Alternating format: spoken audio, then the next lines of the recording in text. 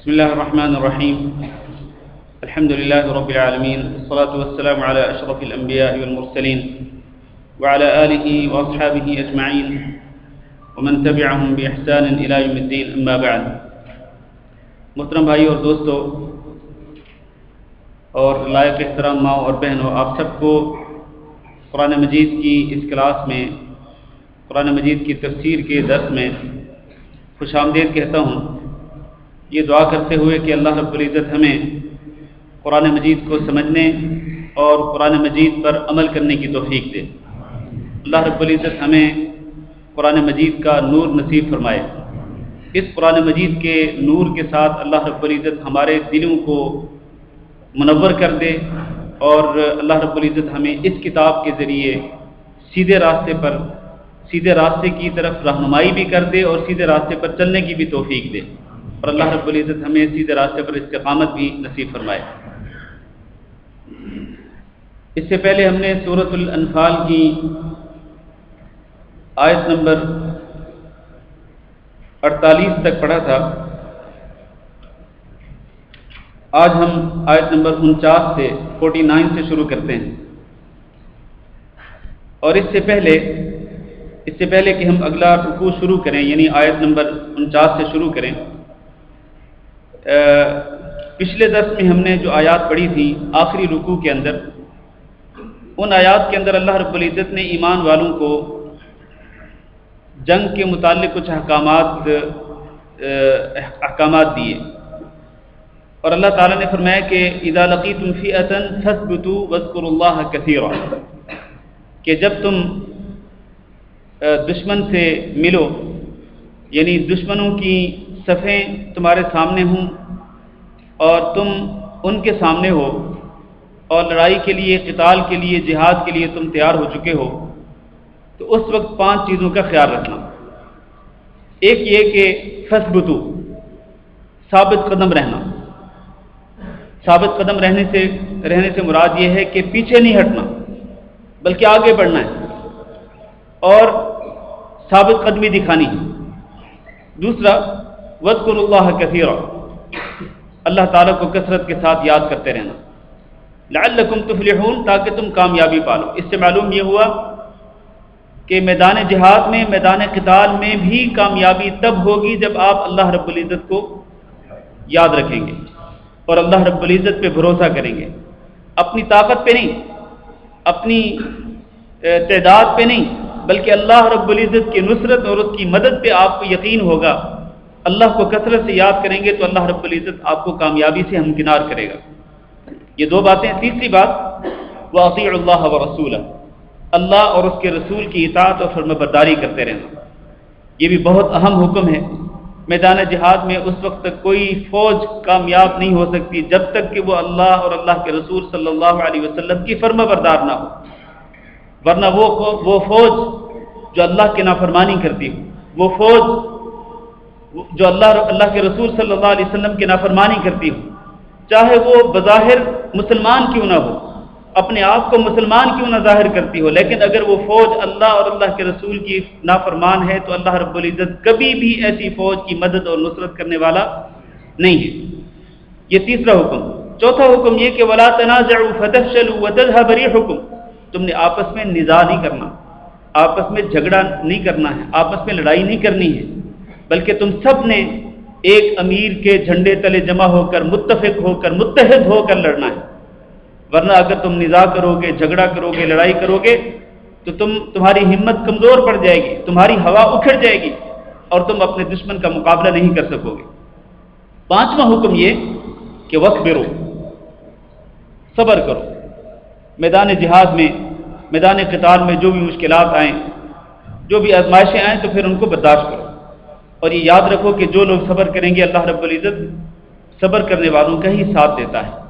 یہ 5 احکامات اللہ رب العزت نے دیے. ثابت قدم رہنا، اللہ کا ذکر کثرت سے کرنا، اللہ اور اللہ کے رسول کی اطاعت اور فرمانبرداری کرنا، اور نزاع اور جھگڑے سے بچنا، اور آخری حکم کیا ہے؟ صبر کرنا. یہ 5 احکامات اللہ رب العزت نے اسلامی فوج کو دیے کہ اگر آپ جہاد کے میدان میں کامیابی حاصل کرنا چاہتے ہو تو ان 5 احکامات پہ عمل کرنا۔ اب ہم آگے بڑھتے ہیں، یہ تھوڑا سا پس منظر میں نے ذکر کیا ہے، اب آگے بڑھتے ہیں۔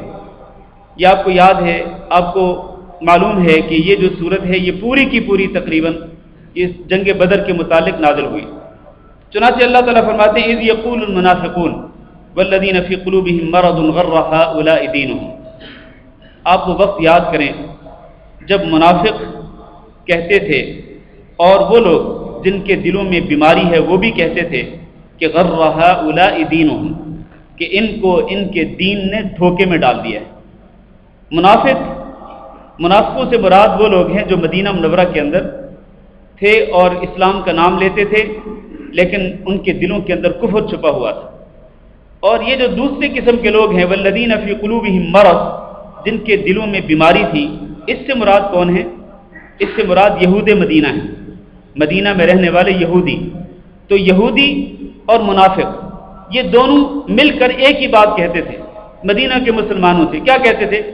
کہتے تھے غر ہؤلاء دینہم، کہتے تھے دیکھیں یہ مٹھی بھر جماعت، مٹھی بھر لوگ ہیں، تعداد میں کم ہیں، اور ان کے پاس کوئی فوجی ساز و سامان بھی نہیں ہے، اسلحہ بھی نہیں ہے، طاقت بھی نہیں ہے، اور دیکھیں ان کو ان کے دین نے دھوکے میں ڈال دیا۔ اب چلے ہیں لڑنے کہاں؟ بدر کے لڑنے چلے ہیں مکہ کے کافروں سے، مکہ کی ایک مضبوط فوج سے جو تعداد میں بھی زیادہ اور طاقت کے لحاظ سے بھی مضبوط۔ یہ دیکھیں کیسے وہ کہتے تھے کہ یہ بے وقوف لوگ ہیں، ان کے کہنے کے مطابق یہ مسلمان بے وقوف لوگ ہیں، ان کو تھوڑی سی بھی عقل نہیں ہے کہ کم از کم دیکھ ہی لیں یہ کہ تعداد کے لحاظ سے بھی کم ہیں، طاقت کے لحاظ سے بھی کمزور ہیں، لیکن پھر بھی یہ بغیر سوچے سمجھے یہ لڑنے چلے ہیں اتنی مضبوط فوج کے ساتھ۔ غر ہؤلاء دینہم، ان کو اصل میں ان کے دین نے دھوکے میں ڈال دیا ہے، اور یہ سمجھتے ہیں کہ یہ برحق ہیں، اللہ تعالیٰ ان کی مدد کرے گا۔ اللہ تعالیٰ نے کیا جواب دیا؟ فرمایا وَمَن يَتَوَكَّلْ عَلَى اللَّهِ فَإِنَّ اللَّهَ عَزِيزٌ حَكِيمٌ۔ یاد رکھو جو شخص اللہ پہ توکل اور بھروسہ کر لیتا ہے تو اللہ رب العزت عزیز غالب ہے، پھر اللہ پہ کوئی غلبہ حاصل نہیں کر سکتا، کوئی کتنی بڑی مضبوط فوج کیوں نہ ہو، اللہ پہ کوئی طاقت غالب نہیں آ سکتی۔ ان اللہ عزیز، اللہ تعالیٰ غالب ہے، حکیم اور بڑا ہی حکمت والا ہے۔ اللہ تعالیٰ جو کام کرتا ہے، جو فیصلہ کرتا ہے، اس کے اندر حکمت ہوتی ہے۔ تو اللہ تعالیٰ نے ان کی اس بات کا جواب کیا دیا کہ یہ چاہے کمزور مسلمان ہیں، مٹھی بھر مسلمان ہیں، لیکن ان کے دلوں کے اندر توکل اور بھروسہ کس پر ہے؟ اللہ پہ ہے، لہذا اللہ تعالیٰ ان کو بے یار و مددگار نہیں چھوڑے گا، اللہ تعالیٰ ان کی ضرور مدد کرے گا، بلکہ اللہ تعالیٰ ان کے کمزور ہونے کے باوجود اللہ تعالیٰ ان کو غلبہ دے گا، اللہ تعالیٰ ان کو کافروں پر غالب کر دے گا۔ چنانچہ اللہ تعالیٰ نے ایسے ہی کیا۔ بدر کے مقام پر جب جنگ ہوئی تو اللہ تعالیٰ نے ان لوگوں کو جن کے ساتھ یہ منافق اور یہودی مذاق کیا کرتے تھے، اللہ تعالیٰ نے ان پر غلبہ دے دیا اور ان کی اللہ رب العزت نے نصرت اور مدد کی۔ پھر فرمایا وَلَوْ تَرَى، اور کاش آپ دیکھیں اِذْ يَتَوَفَّى الَّذِينَ كَفَرُوا الْمَلَائِكَةَ، جب فوت کرتے ہیں ان لوگوں کو جنہوں نے کفر کیا، یعنی کافروں کو فوت کرتے ہیں الملائکہ، فرشتے۔ فوت کرنے کا معنی کیا ہے کہ ان کی روحیں قبض کرتے ہیں، ان کی روحیں قبض کرتے ہیں، ان کو مارتے ہیں۔ کس طرح ان کو فوت کرتے ہیں؟ یضربون وجوہہم وادبارہم، وہ ان کے چہروں کو بھی مارتے ہیں اور ان کی پشتوں کو بھی مارتے ہیں، یعنی سامنے سے بھی مارتے ہیں، پیچھے سے بھی مارتے ہیں۔ وذوقوا، اور وہ کہتے ہیں ذوقوا، چکھو، چکھ لو تم عذاب الحریق، جہنم کا عذاب۔ ذالک بما قدمت ایدیکم، یہ جو عذاب ہے یہ تمہارے کرتوتوں کی وجہ سے ہے، یہ تمہارے ہی اپنے اعمال کی وجہ سے ہے۔ وان اللہ لیس بظلام للعبید، اور بے شک اللہ رب العزت بندوں کے لیے ظلم کرنے والا نہیں ہے۔ یہ جو حالت اللہ تعالیٰ نے بیان کی ہے کافروں کی، کہ کافروں کی موت کے وقت فرشتے ان کو سامنے سے بھی مارتے ہیں اور ان کے پیچھے سے بھی مارتے ہیں، یہ در حقیقت جیسا کہ میں نے پہلے کہا یہ آیات جنگ بدر کے متعلق نازل ہوئی۔ تو ایک تو اللہ تعالیٰ نے ان لوگوں کا ذکر کیا جو مکہ سے کافر آئے تھے، قریش مکہ مسلمانوں کے خلاف لڑنے کے لیے، مسلمانوں کے ہاتھوں جب ان کو مارا جا رہا تھا بدر کی جنگ کے اندر، تو عین اس وقت فرشتے سامنے سے ان کو مار رہے تھے اور پیچھے سے بھی ان کو مار رہے تھے. اور بعض روایات کے اندر یہ ہے کہ جب کوئی کافر کسی مسلمان کے سامنے آتا تو مسلمان اس پہ تلوار کا وار کرتا، مسلمان اس پہ تلوار کا وار کرتا. چنانچہ وہ ڈر کے مارے پیچھے بھاگتے. جب وہ پیچھے کو بھاگتے تو اب فرشتے ان کے پیچھے مارنا شروع کرتے تھے. یعنی سامنے سے مسلمان ان پہ تلواروں کے ساتھ وار کرتے اور جب یہ پیٹھ پھیر کر پیچھے کو بھاگنے لگتے تو فرشتے ان کی دوبر پہ مارتے، ان پہ کوڑے برساتے. تو یہ حالت ان کافروں کی. دوسرا، عموماً کافروں کی یہی حالت ہوتی ہے، چاہے وہ جو کہ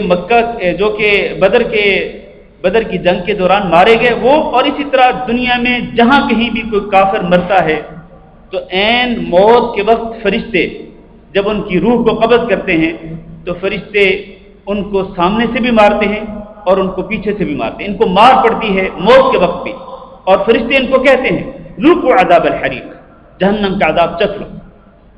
اور یہ کس لیے ہے؟ یہ عذاب جو تمہیں ابھی ملے گا، جہنم کا عذاب کس لیے؟ ذالک بما قدمت ایدیکم، یہ تمہارے اپنے کرتوتوں کی وجہ سے ہے. اور یاد رکھو کہ یہ جو تمہیں عذاب دیا جائے گا نا، یہ اللہ تعالیٰ کی طرف سے تمہارے پر ظلم نہیں ہے. ان اللہ لیس بظلام للعبید، اللہ تعالیٰ اپنے بندوں پر ظلم کرنے والا نہیں ہے. اللہ تعالیٰ کبھی ظلم نہیں کرتا، اللہ تعالیٰ تو انصاف کرنے والا ہے.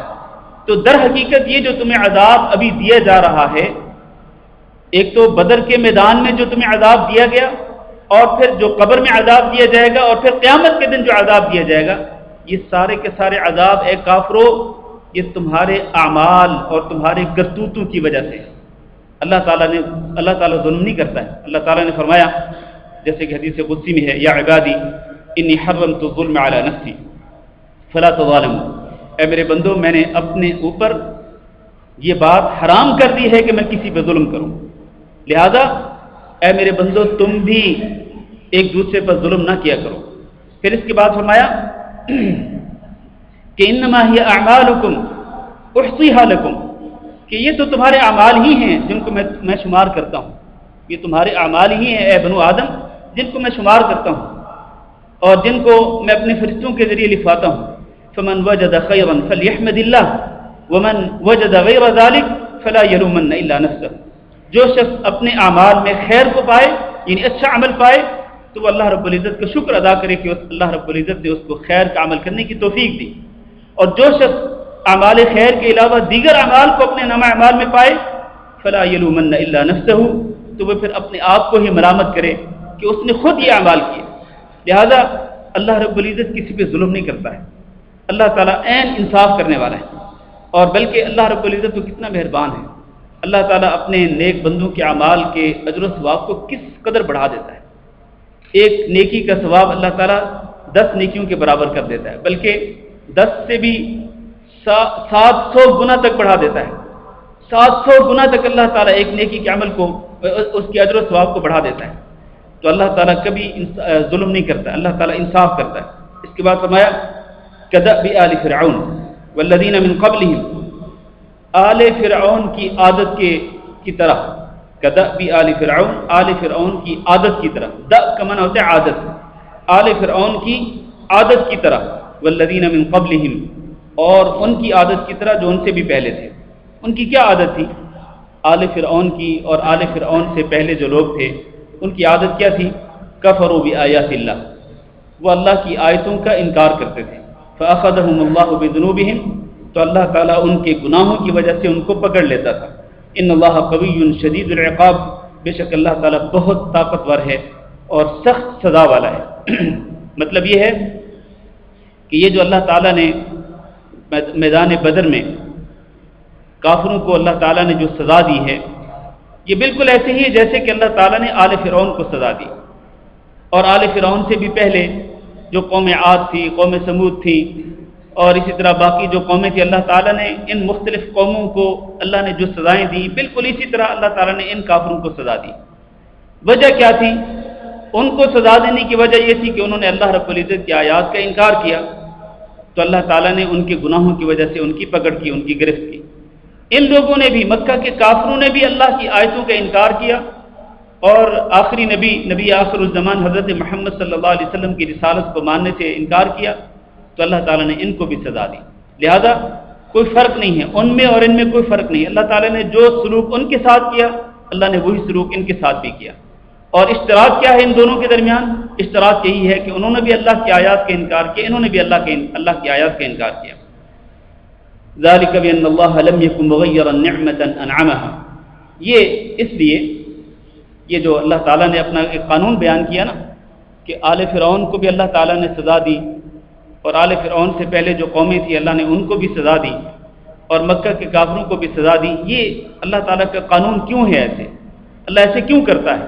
اللہ اس کی وجہ بیان کر رہے ہیں۔ ذالک، یہ اس لیے بأن اللہ لم یکن مغیرا نعمۃ انعمها، یہ اس لیے کہ اللہ تعالیٰ اس نعمت کو تبدیل کرنے والا نہیں جو نعمت اللہ تعالیٰ کسی قوم پر کرتا ہے، حتی یغیروا ما بانفسہم، یہاں تک کہ وہ تبدیل کر دیں اس چیز کو جو ان کے اپنے اندر ہوتی ہے، یہاں تک کہ وہ تبدیل کریں اس چیز کو جو اپنے اندر ہوتی ہے۔ وَأَنَّ اللَّهَ سَمِيعٌ عَلِيمٌ، اور بے شک اللہ تعالیٰ بہت سننے والا اور جاننے والا ہے۔ یہ کیا وجہ اللہ تعالیٰ نے بیان کی؟ اللہ تعالیٰ یہ وجہ بیان کر رہے ہیں کہ اللہ رب العزت جب کسی قوم کو نعمتوں سے نوازتا ہے تو اللہ رب العزت وہ نعمتیں چھینتا نہیں، اللہ تعالیٰ اس قوم سے وہ نعمتیں سلب نہیں کرتا جب تک کہ وہ قوم خود اپنی حالت کو تبدیل نہیں کرتی۔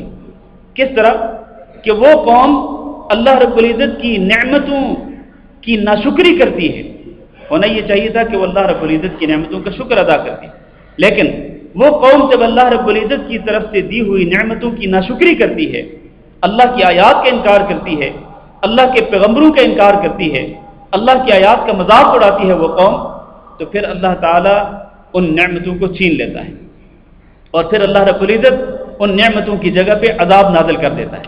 ایسے ہی ہوا نا، پچھلی قومیں جتنی بھی ہیں اللہ تعالیٰ نے کس سے ذکر کیے، واقعات ذکر کیے ہیں۔ قوم عاد کو دیکھ لیں، اللہ تعالیٰ نے کتنی نعمتوں سے نوازا تھا۔ اللہ تعالیٰ نے فرمایا کہ یہ جو قوم عاد تھی یہ سب سے مضبوط اور طاقتور قوم تھی، اور وہ خود کہا کرتے تھے کہ من اشد منا قوة، ہم سے زیادہ طاقتور کون ہے؟ قوم عاد کے لوگ یہ دعویٰ کیا کرتے تھے۔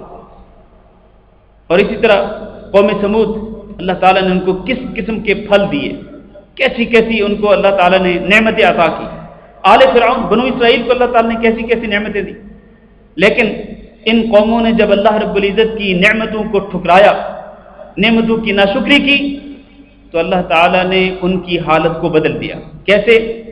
اللہ تعالیٰ نے ان پر اپنا عذاب نازل کر دیا۔ یہی اللہ تعالیٰ بیان کریں کہ اللہ تعالیٰ کبھی بھی نعمتیں دینے کے بعد ان نعمتوں کو نہیں چھینتا، نعمتوں کو واپس نہیں لیتا، جب تک کہ وہ لوگ جن کو اللہ نے نعمتیں دی جب تک کہ وہ خود اپنی حالت نہیں بدلتے۔ کس طرح کہ جب تک وہ خود اللہ کی نافرمانی نہیں کرتے، جب تک وہ خود اللہ کی ناشکری نہیں کرتے، اس وقت تک اللہ تعالیٰ ان سے وہ نعمتیں واپس نہیں لیتا۔ ایک تو یہ مفہوم ہے اس آیت کا۔ دوسرا مفہوم یہ ہے کہ اگر کوئی قوم بدحال ہو، اگر کوئی قوم بدحال ہو اور آزمائشوں اور مصیبتوں میں پھنسی ہوئی ہو، تو اللہ تعالیٰ اس قوم کی بدحالی کو، مصیبتوں کو، آزمائشوں کو نہیں ٹالتا جب تک کہ وہ قوم خود اپنی اصلاح نہیں کرتی۔ بات سمجھیں کہ نہیں سمجھیں؟ اس وقت مسلمانوں پہ کتنی زیادہ آزمائشیں ہیں، کتنی زیادہ مصیبتیں ہیں، مسلمانوں کا خون پانی کی طرح بہہ رہا ہے، مسلمانوں کو گاجر مولی کی طرح کاٹا جا رہا ہے۔ یہ جو آزمائشیں ہیں، یہ جو مصیبتیں ہیں، یہ جو فتنے ہیں، یہ کبھی ختم ہونے والے نہیں جب تک کہ ہم خود اپنی حالت نہیں بدلیں گے۔ کس طرح کہ ہمارے اندر جو بدعملی ہے ہم اس کو چھوڑ دیں، ہمارے اندر جو برے عقائد ہیں ان کو چھوڑ دیں اور صحیح عقیدہ اختیار کریں، اچھے عمل کریں۔ جب تک ہم اپنی حالت بدلیں گے نہیں، یہ جتنے گناہ ہمارے اندر پھیلے ہوئے ہیں، جتنی برائیاں پھیلی ہوئی ہیں، جب تک ہم ان برائیوں کو، ان منکرات کو چھوڑیں گے نہیں، اس وقت تک اللہ تعالیٰ ہماری حالت کو بدلنے والا نہیں۔ یہی اللہ تعالیٰ نے اس آیت کے اندر بیان فرمایا۔ اس کے بعد فرمایا کدأب آل فرعون والذین من قبلہم، پھر اللہ نے فرمایا کہ آل فرعون کی عادت کی طرح، والذین من قبلہم، اور ان سے پہلی قوموں کی عادت کی طرح۔ کیا عادت تھی ان کی؟ کذبوا بآیات ربہم، کہ انہوں نے اپنے رب کی آیتوں کو جھٹلایا۔ فأہلکناہم بذنوبہم، تو ہم نے ان کو ان کے گناہوں کی وجہ سے ہلاک کیا۔ وَأَغْرَقْنَا آلَ فِرْعَوْنَ، اور آل فرعون کو تو ہم نے ویسے غرق ہی کر دیا.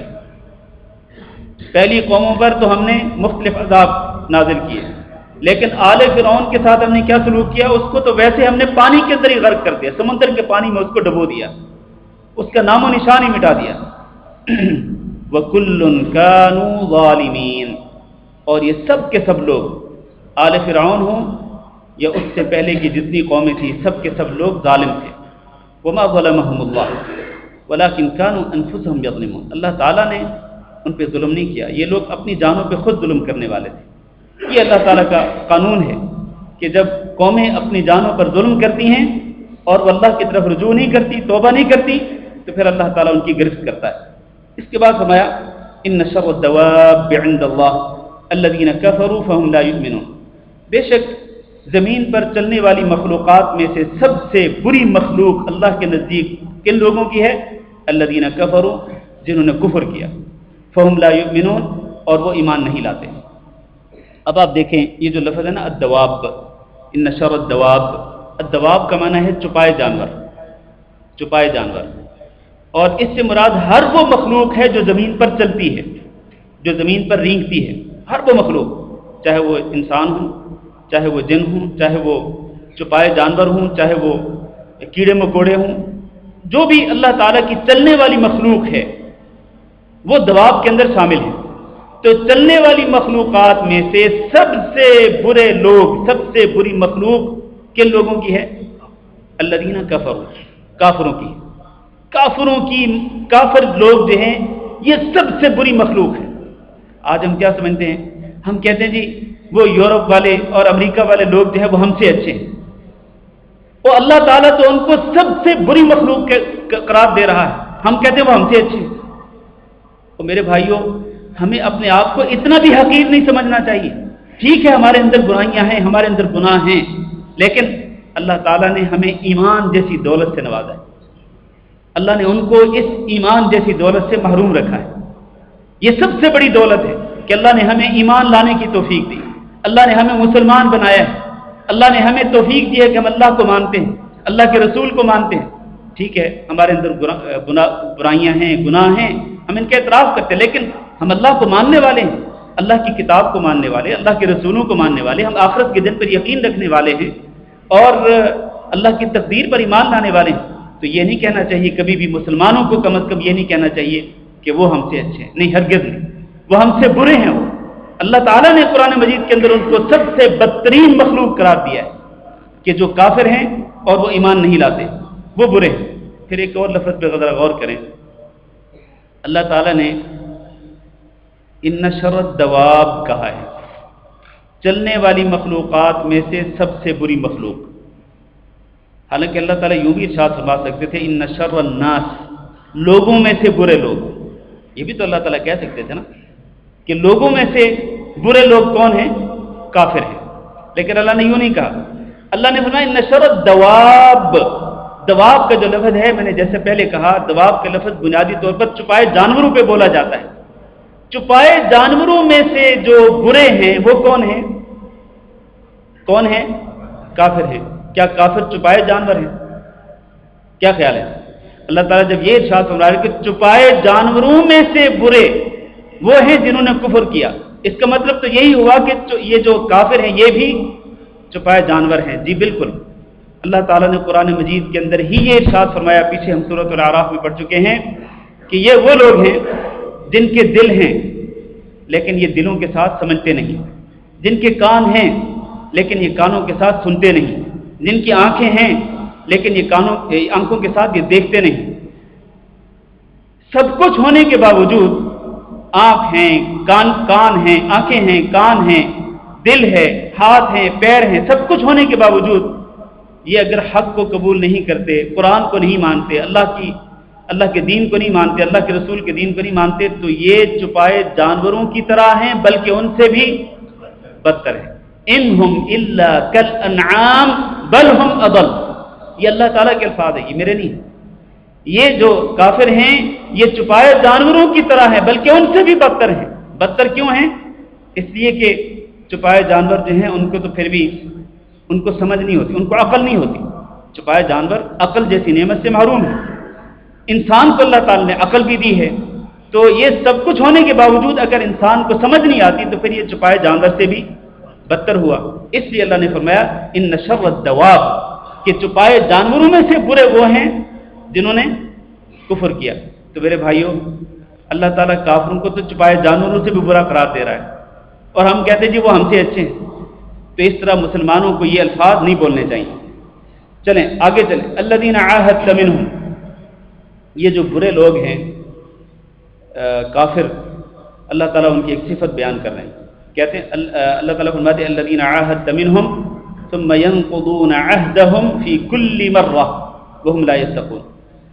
یہ وہ لوگ ہیں کہ جن سے آپ عہد لیتے ہیں، ثم ينقضون عہدہم، پھر یہ اپنا عہد توڑ دیتے ہیں، فی کل مرہ، ہر مرتبہ جب بھی عہد کرتے ہیں تو عہد کو توڑ ڈالتے ہیں. وہم لا یتقون، اور وہ ذرا بھی نہیں ڈرتے. عہد کرتے ہیں پھر عہد توڑ دیتے ہیں، پھر عہد کرتے ہیں پھر توڑ دیتے ہیں، پھر کرتے ہیں پھر توڑ دیتے ہیں، اور ان کو ذرا بھی خوف محسوس نہیں ہوتا. لا یتقون، ذرا بھی نہیں ڈرتے اللہ تعالیٰ سے کہ بار بار عہد شکنی کی کیا سزا ہو سکتی ہے، بار بار عہد کو توڑنے پر کیا عذاب آ سکتا ہے، ان کو ذرا بھی خوف نہیں. تو اللہ تعالیٰ در حقیقت اس آیت میں اشارہ فرما رہے ہیں کن کی طرف؟ یہودیوں کی طرف. مدینہ کے اندر جو یہودی رہتے تھے، یہودیوں کے 3 قبیلے تھے مدینہ کے اندر، بنو قینقاع، بنو نذیر اور بنو قریظہ. یہ 3 قبیلے جو تھے، اللہ کے نبی صلی اللہ علیہ وسلم نے ان سے عہد لیا تھا. عہد کیا تھا؟ کہ آپ لوگ مدینہ میں رہ سکتے ہیں، امن کے ساتھ رہ سکتے ہیں، اور آپ اپنے دین کے مطابق، اپنی تورات کے مطابق آپ اپنے دین پر رہ سکتے ہیں، آپ کو آزادی ہے. ہم آپ کو زبردستی مسلمان بننے کا نہیں کہتے ہیں، آپ اپنے دین پر رہیں، امن کے ساتھ رہیں، لیکن شرط یہ ہے کہ آپ نے مسلمانوں کے خلاف کوئی سازش نہیں کرنی. یہاں مدینہ کے اندر رہتے ہوئے مسلمانوں کے خلاف کوئی سازش نہیں کرنی. اور دوسری شرط یہ کہ اگر باہر سے مدینے پہ حملہ ہوا تو تم لوگوں نے ہمارا ساتھ دینا ہے، ان کا ساتھ نہیں دینا. شرطوں میں سے ایک شرط یہ بھی تھی. اور اگر قریش میں سے کوئی شخص یہاں پر آیا تو تم نے اس کو یہاں پر پناہ نہیں دینی ہے. یہ شرطوں میں سے اس کو میثاق مدینہ کہا جاتا ہے. یہ بعض شرطیں تھیں جو میں نے ذکر کی. تو اللہ تعالیٰ نے ان یہودیوں سے کچھ عہد لیے تھے، لیکن ان یہودیوں نے ہر مرتبہ عہد کو توڑا، ان شروط کی مخالفت کی. اللہ تعالیٰ فرما رہے ہیں الذین عاہدت منہم ثم ينقضون عہدہم، یہ وہ لوگ ہیں کہ جن سے آپ عہد لیتے ہیں پھر یہ اپنے عہد کو توڑ دیتے ہیں، فی کل مرہ، ہر مرتبہ، وہم لا یتقون، اور یہ ڈرتے بھی نہیں اللہ تعالیٰ سے. اب ان کا کیا کریں آپ؟ اب ان کے ساتھ آپ کا سلوک کس طرح کا ہونا چاہیے؟ سنیے ذرا. فَإِمَّا تَثْقَفَنَّهُمْ فِي الْحَرْبِ، اگر آپ ان کو جنگ میں پا لیں، مطلب یہ ہے کہ کسی جنگ میں آپ کا ان سے آمنا سامنا ہو جائے تو پھر کیا کریں آپ؟ فَشَرِّدْ بِهِمْ مَنْ خَلْفَهُمْ، پھر آپ ان کو ایسی عبرتناک سزا دیں، ایسی ان کو ماریں کہ من خلفہم، کہ ان کے جو پچھلے ہیں ان کو بھی پتہ چل جائے، ان کے پچھلوں کو بھی عقل آ جائے کہ اس طرح وعدے نہیں توڑا کرتے، اس طرح عہد شکنی نہیں کیا کرتے. لعلہم یذکرون، ان کے جو پچھلے ہیں وہ نصیحت حاصل کر لیں. یعنی ایسی عبرتناک سزا دیں ان کو کہ جو ان کے پیچھے ان کی پشت پناہی کر رہے ہیں ان کو بھی نصیحت حاصل ہو جائے، ان کو معاف نہ کریں. پھر جب آپ کا آمنا سامنا ہو جائے ان کے ساتھ جنگ کے اندر تو پھر ان کو عبرتناک سزا دیں. اس کے بعد میں وَإِمَّا تَخَافَنَّ مِنْ قَوْمٍ خِيَانَةً، اور یہاں یہ بات عرض کر دوں کہ اللہ کے رسول صلی اللہ علیہ وسلم نے ان یہودیوں کے ساتھ پھر یہی سلوک کیا. اللہ کے رسول صلی اللہ علیہ وسلم نے اللہ تعالیٰ کے اس حکم پہ عمل کرتے ہوئے ان یہودیوں کو عبرتناک سزا دی. حتیٰ کہ بنو قریظہ کے لوگ جو سب سے آخری قبیلہ کے تھے، اس سے پہلے بنو قینقاع اور بنو نذیر کے ساتھ اللہ کے رسول نے یہی سلوک کیا. آخری جو قبیلہ رہ گیا تھا بنو قریظہ، تو ان کے بارے میں اللہ کے رسول صلی اللہ علیہ وسلم نے سعد بن عبادہ رضی اللہ تعالیٰ عنہ کو حکم دیا تھا کہ آپ ان کے بارے میں فیصلہ کریں. انہوں نے فیصلہ کیا کیا تھا؟ فیصلہ یہ کیا کہ ان کے جو بالغ مرد ہیں نا، ان کی گردنیں کاٹ دی جائیں اور ان کے بچوں کو چھوڑ دیا جائے، بچوں کو معاف کر دیا جائے، اور ان کی عورتوں کو غلام بنا لیا، لونڈی بنا لیا جائے۔ چنانچہ سعد بن عبادہ کے فیصلے کے مطابق ایک یہودی جو کہ بالغ تھا اس کی گردن کو کاٹ دیا گیا، اور ان کے بچوں کو چھوڑ دیا گیا، اور ان کی عورتوں کو غلام اور لونڈی بنا لیا گیا۔ تو یہ سخت سزا دی، عبرتناک سزا دی اللہ کے رسول صلی اللہ علیہ وسلم نے اس حکم پر عمل کرتے ہوئے۔ اس کے بعد فرمایا وَإِمَّا تَخَافَنَّ مِنْ قَوْمٍ خِيَانَةً فَانبِذْ إِلَيْهِمْ عَلَى سَوَاءٍ، اور اگر آپ ڈریں، اگر آپ کو خوف محسوس ہو کسی قوم کی طرف سے خیانت کا، فَانبِذْ إِلَيْهِمْ عَلَى سَوَاءٍ، تو پھر ان سے کیا ہوا عہد ان کی طرف پھینک دیں، علی سوا، برابری کی بنیاد پر۔ مطلب یہ ہے کہ اگر آپ کا ان میں سے کسی قوم کے ساتھ عہد ہو گیا کہ آپ امن و سلامتی کے ساتھ رہیں گے اور کسی ایک دوسرے کے خلاف جنگ نہیں کریں گے، پھر آپ کو یہ خوف ہو کہ ہو سکتا ہے کہ یہ لوگ خیانت کریں، تو اب کیا کریں؟ اب آپ اعلانیہ کہہ دیں ان کو کہ ہمارے اور آپ کے درمیان کوئی معاہدہ نہیں ہے، تاکہ ان کو پتہ چلے کہ معاہدہ ختم ہو چکا۔ فَانبِذْ إِلَيْهِمْ عَلَى سَوَاءٍ، آپ ان کی طرف ان کے عہد کو پھینک دیں، پھر ان کو اعلانیہ کہہ دیں کہ ہمارے بیچ اور آپ کے بیچ میں کوئی عہد اب باقی نہیں رہا، کیونکہ آپ لوگ خیانت کرنے والے ہیں۔ ان اللہ لا يحب الخائنین، بے شک اللہ تعالیٰ خیانت کرنے والوں کو پسند نہیں کرتا ہے۔ خیانت کرنے والے جو لوگ ہیں، چاہے وہ مسلمانوں میں سے ہوں چاہے وہ کافروں میں سے ہوں، اللہ تعالیٰ خیانت کرنے والوں سے محبت نہیں کرتا ہے۔ تو خیانت نہ تو کافروں کی طرف سے قابل قبول ہے، اور نہ ہی اے مسلمانوں خیانت تمہاری طرف سے قابل قبول ہے۔ مطلب یہ ہے کہ اگر تمہیں ان کی طرف سے خیانت کا ڈر ہو تو پھر تم بھی خیانت کر دو، نہیں، پھر تم اعلانیہ کہہ دو کہ ہمارے اور آپ کے بیچ میں جو معاہدہ تھا وہ ختم ہو چکا، پھر اعلانیہ ان سے اعلان جنگ کر دو۔ یہ نہیں کہ تم خفیہ طور پر ان کے خلاف کی سازش کرو، نہیں، ان اللہ لا يحب الخائنین، اللہ تعالیٰ خیانت کرنے والوں سے محبت نہیں کرتا۔ اس کے بعد میں ولا يحسبن الذين كفروا سبقوا انہم لا يعجزون، اور ہرگز نہ گمان کریں وہ لوگ جنہوں نے کفر کیا، سبقوا کہ وہ بازی لے گئے۔ یہ کافر جو ہے نا، یہ بالکل یہ گمان نہ کریں کہ وہ بازی لے گئے اور ہم سے بچ گئے، نہیں نہیں نہیں، انہم لا يعجزون، یہ کافر ہمیں عاجز نہیں کر سکتے، یہ بے بس نہیں کر سکتے ہمیں، ہم ان پر غالب آنے والے ہیں، یہ ہمارے اوپر غالب نہیں آ سکتے۔ یعنی کافر یہ نہ سمجھے کہ وہ بازی لے گئے، وہ بچ گئے، نہیں، کافر نہیں بچ سکتے، کافر ہمارے اوپر غالب نہیں آ سکتے، ہمیں عاجز نہیں کر سکتے، ہمیں بے بس نہیں کر سکتے، ہم ہی ان پہ غالب آئیں گے۔ لہذا آپ کیا کریں؟ وَأَعِدُّوا لَهُم مَّا اسْتَطَعْتُم مِّن قُوَّةٍ، آپ ان کے لیے جتنا ہو سکے طاقت تیار کریں، قوت تیار کریں۔ وَمِن رِّبَاطِ الْخَيْلِ، اور جنگی گھوڑے تیار کریں۔ یہ طاقت اور یہ جنگی گھوڑوں کی قوت، اس کے ساتھ کیا کریں گے آپ؟ ترہبون بہ عدو اللہ، آپ اس کے ساتھ ڈرائیں گے اللہ کے دشمن کو، وعدوکم، اور اپنے دشمنوں کو، وآخرین من دونہم لا تعلمونہم اللہ یعلمہم، اور ان کے علاوہ جو باقی لوگ ہیں جن کو تم نہیں جانتے اللہ تعالیٰ جانتا ہے، ان سب کو تم اپنی اس طاقت کے ساتھ ڈراؤ گے، ان کو خوف زدہ کرو گے، تو ایسی طاقت ضرور تیار کرو۔ رسول اکرم صلی اللہ علیہ وسلم نے جب یہ آیت نازل ہوئی تو اللہ کے رسول نے فرمایا کہ جس قوت کو اللہ تعالیٰ نے تیار کرنے کا حکم دیا ہے اس قوت سے مراد تیر اندازی ہے، لہذا تم تیر اندازی سیکھو۔ اللہ کے رسول صلی اللہ علیہ وسلم تیر اندازی سیکھنے کا حکم دیتے تھے مسلمانوں کو، کیوں؟ اس لیے کہ اس دور میں اصل میں جنگ ہی اسی کے ساتھ ہوتی تھی، جنگی ہتھیار ہی یہی تھے، تیر اندازی۔ تو جنگی ہتھیار کے طور پر اللہ تعالیٰ نے بھی تیر اندازی سیکھنے کا حکم دیا، اور رسول اللہ صلی اللہ علیہ وسلم نے بھی صحابہ کرام کو حکم دیا کہ تم تیر اندازی سیکھو، کیونکہ اس دور میں تیر مار کر ہی دشمن کو ختم کیا جاتا تھا، یا پھر تلواریں ہوتی تھیں، یا تیر اندازی ہوتی تھی، یا پھر تلواریں ہوتی تھیں، اور یا پھر یہ گھوڑے ہوتے تھے، ٹھیک ہے۔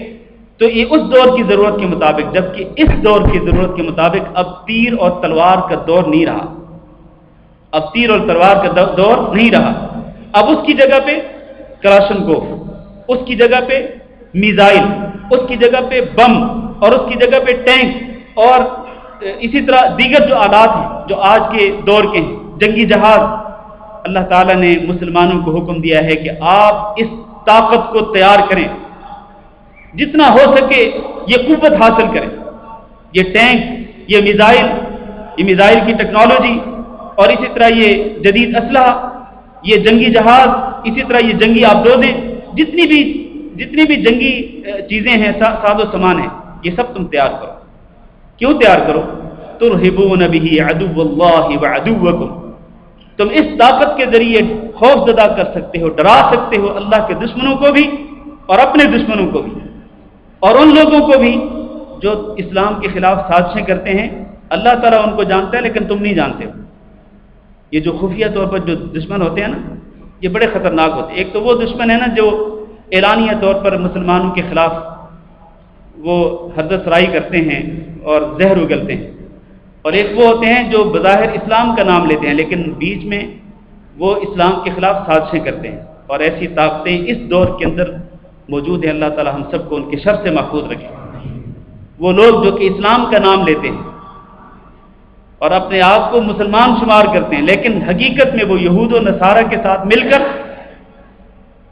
وہ باطل کافر طاقتوں کے ساتھ مل کر وہ اسلام کی بنیادوں کو کھوکھلا کرتے ہیں، وہ اہل سنت کو چن چن کے قتل کرتے ہیں۔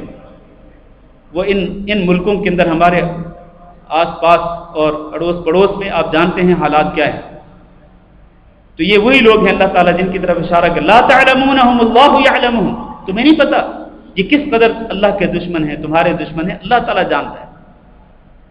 تو ان کو ڈرانے کے لیے طاقت تیار کرو، قوت تیار کرو اور اسلحہ تیار کرو ان کو ڈرانے کی خاطر۔ لہذا اس آیت کے مطابق اس دور کے اندر بھی مسلمان حکومتوں پر یہ لازم ہے، میں اور آپ تو کچھ نہیں کر سکتے، لیکن مسلمان حکومتوں پر، مسلمان ملکوں کی حکومتوں پر یہ لازم ہے کہ وہ فوجی اعتبار سے وہ طاقتور بنے، مضبوط بنے، تاکہ وہ کافروں کو اور اپنے دشمنوں کو ڈرا سکیں۔ فرمایا وَمَا تُنْفِقُوا مِنْ شَيْءٍ فِي سَبِيلِ اللَّهِ يُوَفَّى إِلَيْكُمْ وَأَنْتُمْ لَا تُظْلَمُونَ، اور تم جو کچھ بھی خرچ کرتے ہو اللہ کے راستے میں، یہ سب تمہیں اس کا اجر و ثواب تمہیں پورا دیا جائے گا۔ وَأَنْتُمْ لَا تُظْلَمُونَ، اور تمہارے اوپر ظلم نہیں کیا جائے گا۔ مطلب یہ ہے کہ جنگی طاقت کو تیار کرنے کے لیے تمہیں جو مال خرچ کرنا پڑے خرچ کرو، تم جو بھی خرچ کرو گے اس کا پورا اجر و ثواب تمہیں دیا جائے گا۔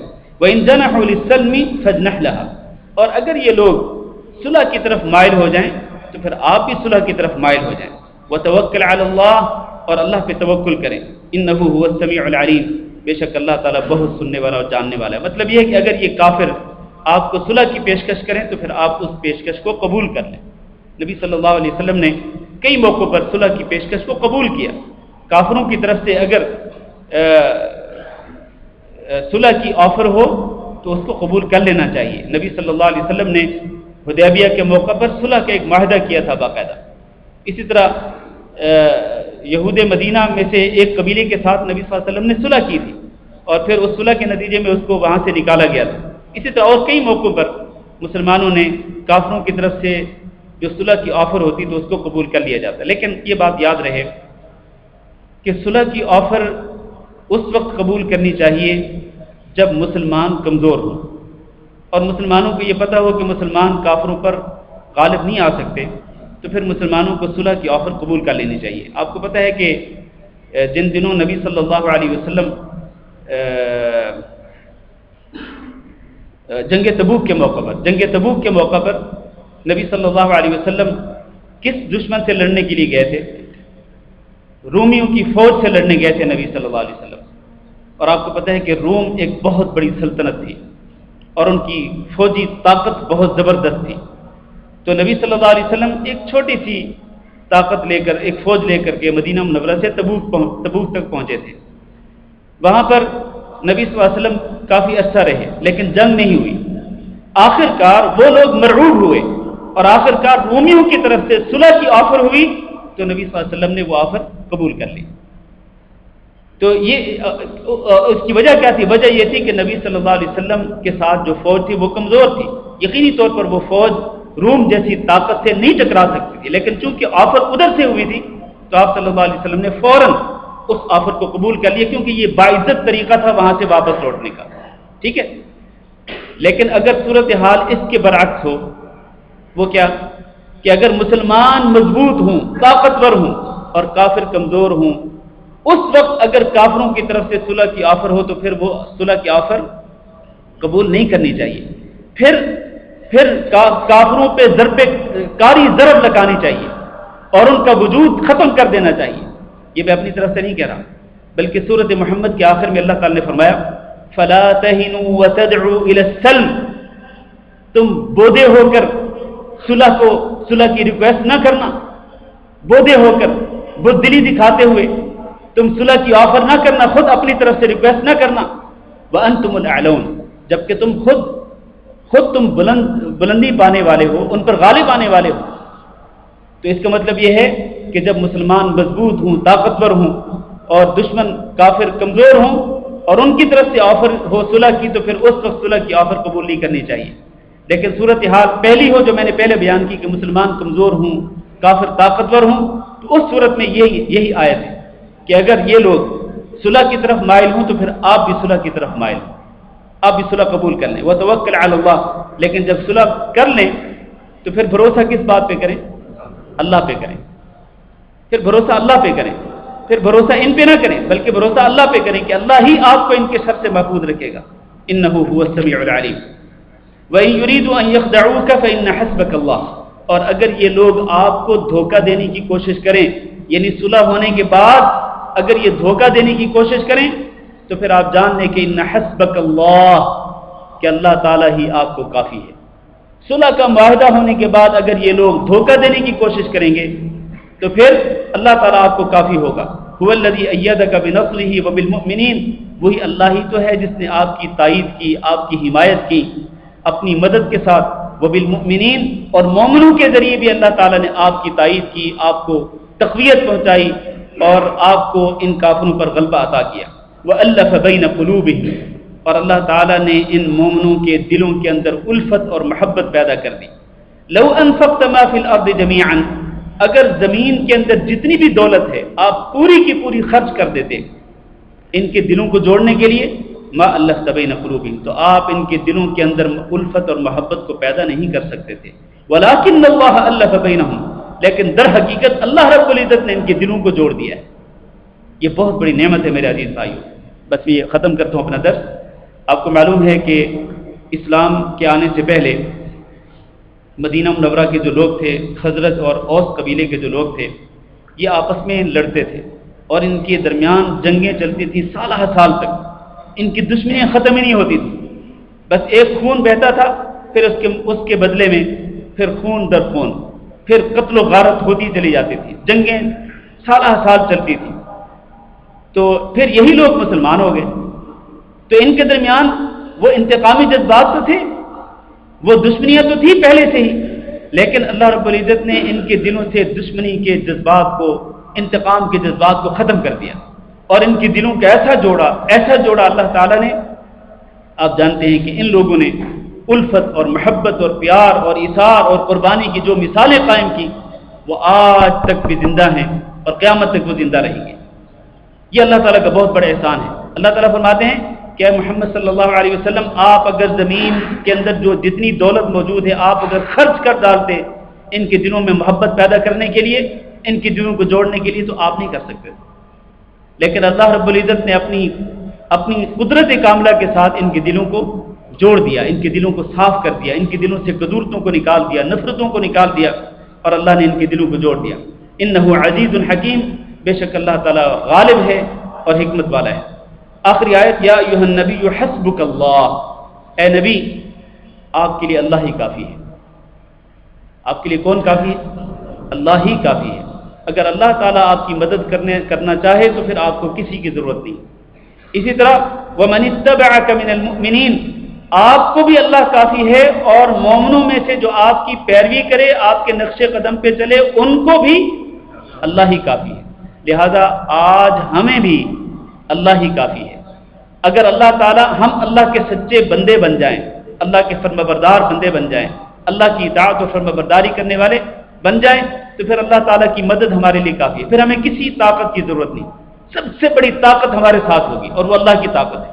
شرط یہ ہے کہ ہم سچے مومن بن جائیں. اللہ تعالیٰ سے دعا کرتے ہیں کہ اللہ رب العزت ہمیں سچا مومن بنائے، اللہ رب العزت ہمیں صحیح عقیدہ نصیب فرمائے، عمل صالح کی توفیق نصیب فرمائے. اللہ رب العزت تمام بیماروں کو شفائے کاملہ نصیب فرمائے. اللہ تعالیٰ تمام فوت شدہ حضرات کی مغفرت فرمائے. اللہ رب العزت ہمیں بھی ایمان پر عمل صالح پر استقامت نصیب فرمائے اور اللہ رب العزت ہمارا خاتمہ ایمان پر کرے اور قیامت کے دن اللہ رب العزت ہمیں پیارے نبی حضرت محمد صلی اللہ علیہ وسلم کے ہاتھوں جام کوثر نصیب فرمائے اور آپ صلی اللہ علیہ وسلم کی شفاعت نصیب فرمائے اور ہم سب کو اللہ رب العزت جنت الفردوس میں اکٹھا کرے. استغفر اللہ لی ولکم ولسائر المسلمین فاستغفروہ انہ هو الغفور الرحیم. ایک بھائی نے لکھا کہ سید داؤد نور ان کے والد کا انتقال ہو گیا ہے، مغفرت کی دعا ہے. ہم ان کے لیے دعا کرتے ہیں اللہ تعالیٰ ان کی مغفرت فرمائے. اور ایک ضروری اعلان یہ ہے کہ میرے جو 2015 کے جو خطبات جمعہ ہیں، پچھلے سال کے جو پورے خطبات جمعہ ہیں، ان کی ایک CD باہر موجود ہے. شاید 2 یا 3 CDیاں ہیں، اللہ عالم مجھے نہیں پتا، 2 ہوں گی شاید. تو وہ ایک سیٹ ہے پورے خطبات جمعہ کا. جو حضرات وہ خطبات جمعہ لینا چاہیں تو باہر رفیق صاحب سے لے سکتے ہیں.